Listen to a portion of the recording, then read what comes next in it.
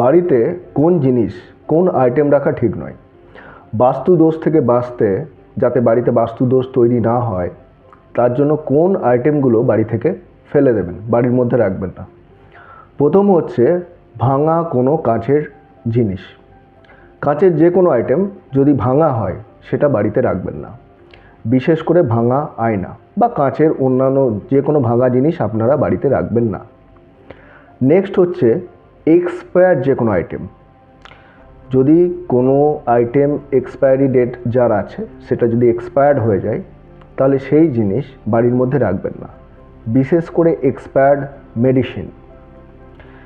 Next হচ্ছে ছেঁড়া জামা কাপড় বা ছেঁড়া জুতো বা চটি, অনেক দিনকার পুরনো জুতো চটি যেটা ছিঁড়ে গেছে, বা লেদারের যে কোনো আইটেম যেটার ব্যবহার করছেন না, যেটা নষ্ট হয়ে গেছে, সেগুলো বাড়ির মধ্যে রাখবেন না।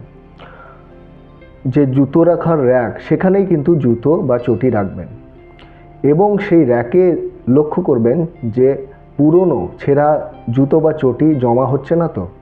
যদি জমা হয়ে থাকে সেই জুতো বা চটি আপনারা ফেলে দেবেন।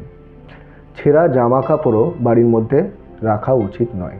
নেক্সট হচ্ছে বাড়িতে যদি খারাপ ঘড়ি থাকে, সেই খারাপ ঘড়ি বাড়িতে রাখবেন না। যদি ব্যাটারি শেষ হয়ে যায় তাহলে অবশ্যই নতুন ব্যাটারি ইউজ করবেন।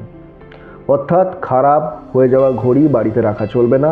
যদি ব্যাটারি চেঞ্জ করতে হয়, নতুন ব্যাটারি চেঞ্জ করতে হয়, তাহলে অবশ্যই নতুন ব্যাটারি চেঞ্জ করে দেবেন। কিন্তু খারাপ ঘড়ি বন্ধ অবস্থায় যেন না থাকে, বাড়িতে ঘড়ি বন্ধ অবস্থায় যেন না থাকে।